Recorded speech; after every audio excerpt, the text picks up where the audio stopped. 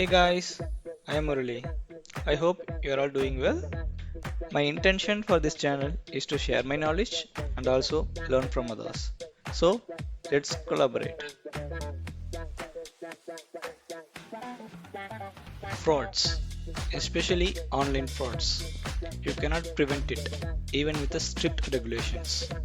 Every online fraud results in a payment transaction. The banks can hardly able to stop it before the harm is done. But the banks and regulators take every possible action to mitigate it and try their best. Similarly, FedNow also provided a guidelines to its participant in order to mitigate the fraudulent payments. The banks are required to report any unusual payment orders processed through the FedNow service that are discovered to be fraudulent. It is also called as reportable transfers, means a bank must report these kind of transactions to the FedNow service as soon as they suspect it. Please note the point, the banks do not have to confirm a fraudulent payment, but suspicion is enough to report. The banks cannot stop the process once they have alerted the FedNow service. It is the bank's sole responsibility to investigate as per their existing compliance policy and required to hire a right agencies for this purpose. The FedNow has provided the guidelines to all of its participants to code a fraudulent transaction, and each code means a different kind of frauds. Once any transaction is reported, then the account number is added to the block list and no further transaction is allowed from that account or to that account. So let's see the various codes. FC00. The transaction is not fraudulent, meaning if at all any transaction was identified as a fraud earlier, you can reverse that decision using this code. The next one is FC01. Authorized party was manipulated. It's a type of product and service fraud. So example, a receiver of the funds does not deliver the product or a service to you as agreed. The next one is FC02. It is also part of authorized party was manipulated.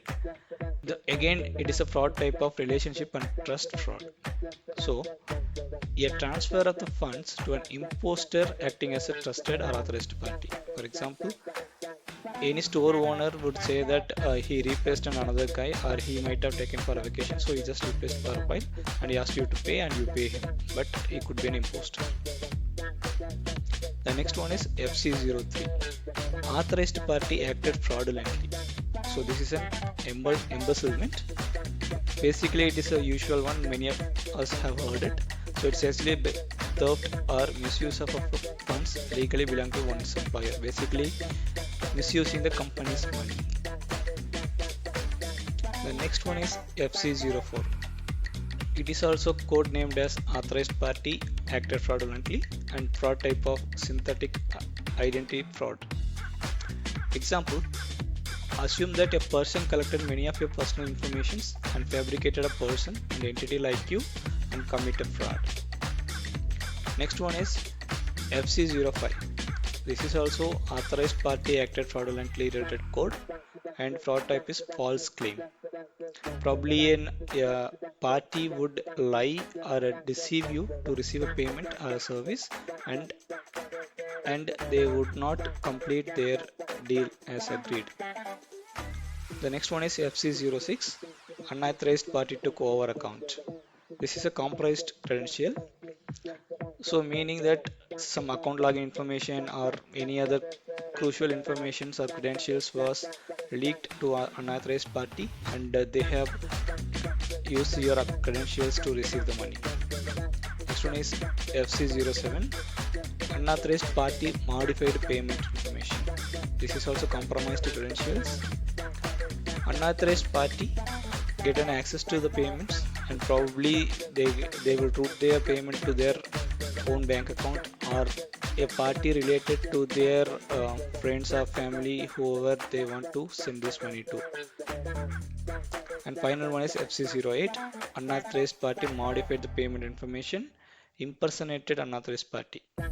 A person or organization authenticated illegally as the authorized party and receive the payment or get a service, but indeed they are the imposters. Once the bank have identified a fraudulent transaction, they have two options to communicate with the FedNow or the FRB support center. The first one is the standard one. Initiate a payment return request CAN 56 message and set the reason code to fraud.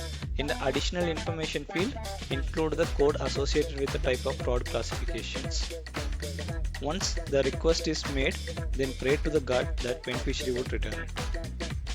The second one is prepare a CSV file with ISO message ID and fraud code and parties involved in the transaction and send an email to the FRB support center. They will review this and give you the further actions to be taken. But this is all a corrective measures. Like I said at the beginning of this video, payment frauds are very difficult to prevent. So it is an individual's responsibility to be aware and be vigilant before any online transactions are made. Well, this brings us to the end of this video. I hope you learned something from it. Please leave your thoughts as a comments. I'll read and reply to you. Thank you for watching till the end and see you in the next video. Bye bye.